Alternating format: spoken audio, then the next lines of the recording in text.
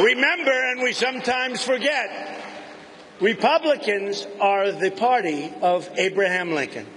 Pretty good president, right? Pretty good. I said, I'm going to be the most presidential president you've ever had. And then I thought about Abraham Lincoln, and I said, well, I don't know. He's pretty tough to beat, right? Abraham Lincoln, he was pretty good. But that is a great Republican. Which brings me to a subject that is so important and very personal for me. Nothing means more to me than working to make our party the home of the African American vote once again. Used to be. There are millions and millions of African Americans in this country who have succeeded so greatly and who deserve a government that protects and honors their incredible contribution. So many have been so successful. Very nice. But we also have to talk about the millions of African Americans who remain trapped in poverty and in failing schools. They're trapped. I've spoken to a lot in recent days, a lot of people, and I've spoken a lot about the deplorable conditions in many of our inner cities, just about all of them. As a father, as a builder, as an American, it offends my sense of right and wrong to see anyone living in such conditions. They are living in terrible, terrible conditions, beyond belief conditions, bad. Almost 40% of African American children are living in poverty, abject poverty, including 45% of children under the age of 6. In Detroit, half of its residents do not work. Next, on national security, people who speak out against radical Islam and who warn about refugees are not Islamophobes. They're not. They are decent American citizens who want to uphold our value as a tolerant society and who want to keep the terrorists the hell out of our country.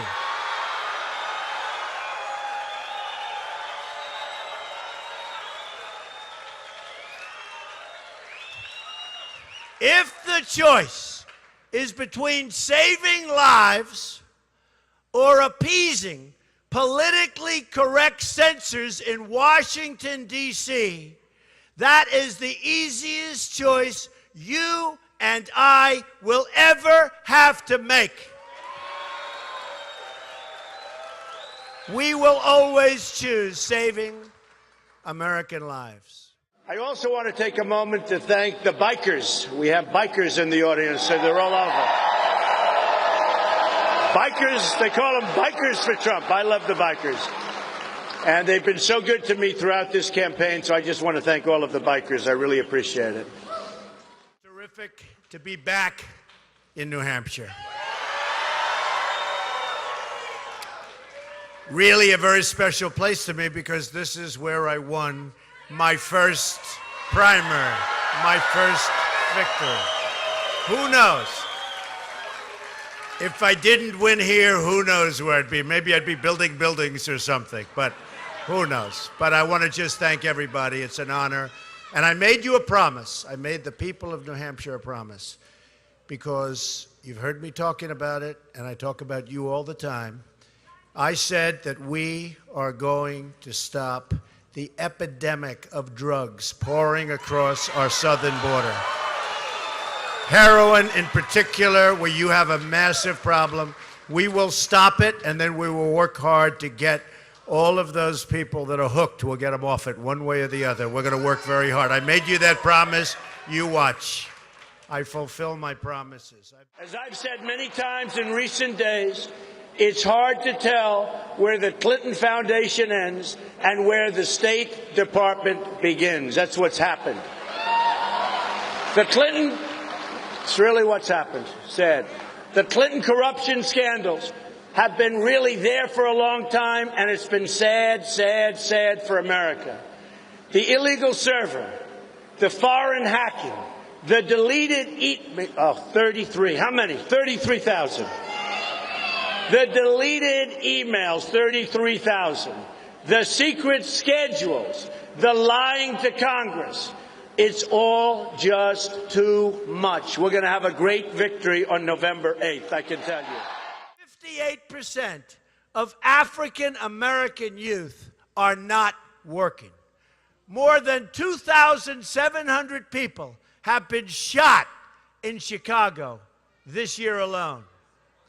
These are the consequences of Hillary Clinton's policies and the policies of people that think like her. She has brought nothing but pain and heartache and broken promises to your inner cities. On top of that, she wants to raise taxes on African American owned businesses to as much as nearly 50% more than they're paying now. I am lowering taxes very, very substantially. She is asking for a major tax increase. I'm asking for the support of all Americans who want more opportunity, higher wages, safe communities, competent leadership, and honest government. Very simple.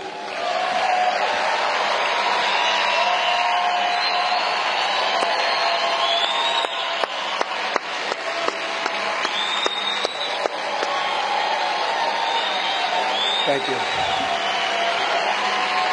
We're going to send the special interest packing, and we are going to once again have a government of, by, and for the people. It's going to happen.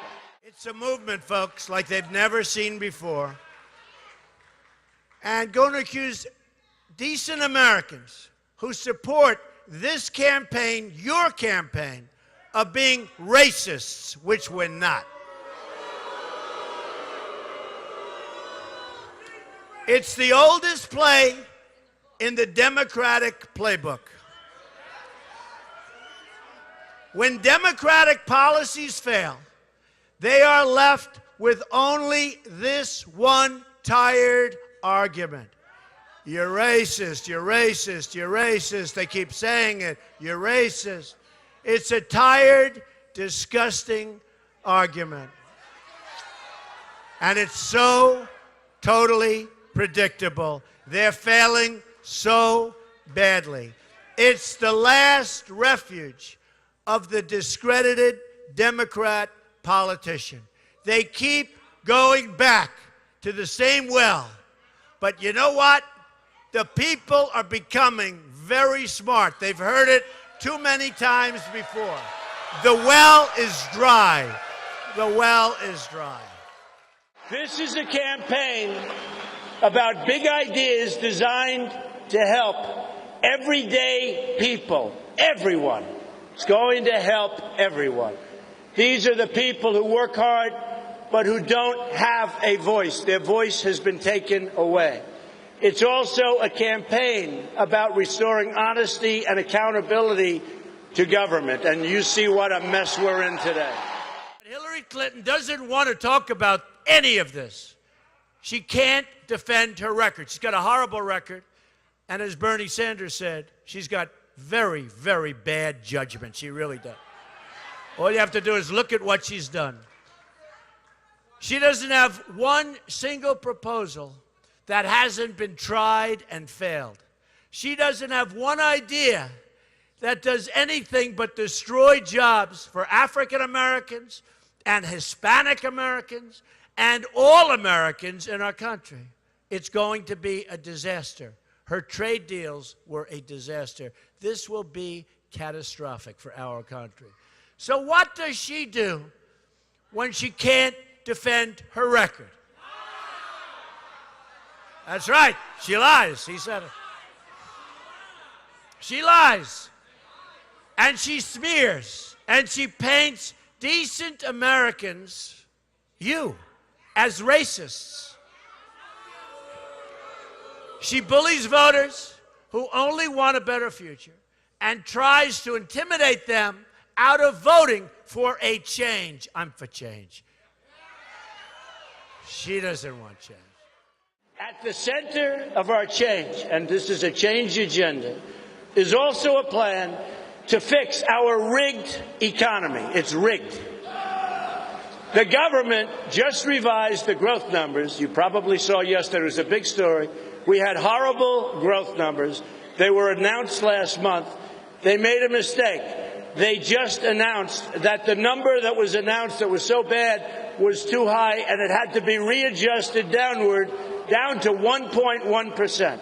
Just so you understand, if China drops down to 8% GDP or 9% GDP, it's a major catastrophe, and the same with other countries. And they do things that you don't want to know about, but they make it impossible for your businesses to compete. But they consider it a catastrophe. Here we are with no growth, 1.1%, which is no growth. And we have the same leaders that are incompetent and don't know what they're doing, but we're going to make a change. On November 8th, we will end the rule of special interests, and we will begin the rule of the people. I am asking for your vote so that we can break free from the failures of the past and create a new American future.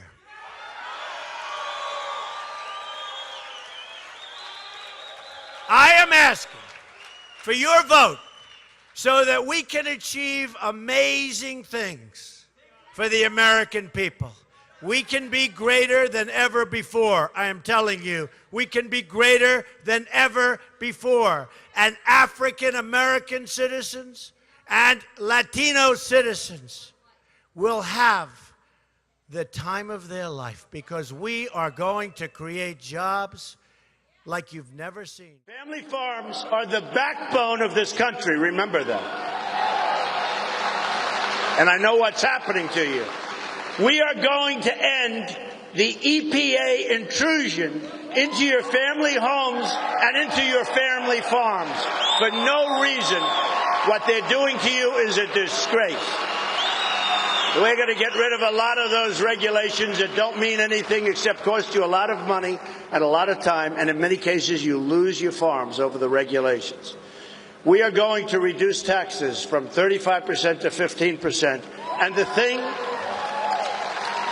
thing that most surprised me is in going around all over the country and talking about that massive tax cut, and also for the middle class, but the massive small business and business tax cut, or the reduction by a lot of regulations, 100% of the people I talk to feel more strongly about the regulations. And who would have thought about that? Who would have thought that could happen? But they feel more strongly about getting rid of these horrible, really horrible regulations, and that's what we're going to do. Year after year, we live under a Washington regime, and that's what it is. It's a regime that ignores your demands, rejects your cries, and they are cries for help in many cases, and they are being rejected. And that always puts your needs first. Your needs are going to come first. The real divide in this election is not between left and right, but between everyday working people and a corrupt political establishment that works only for itself. This election is a chance for the great majority of decent citizens to end the rule of a small group of special interests and to return that power to the voters, or, as we would say, to the people. Our amazing veterans, a lot of them in the room. Thank you. Incredible. I will not let you down. Believe me, they've been letting you down for many years. I will not let you down. Together we're going to win this state in November, and we are going to win the White House for the American people. Hey, thank you for watching. Don't forget to like, comment, share, and subscribe for more. There are 15,000 emails she failed to turn over, and they've just been discovered, I guess, today.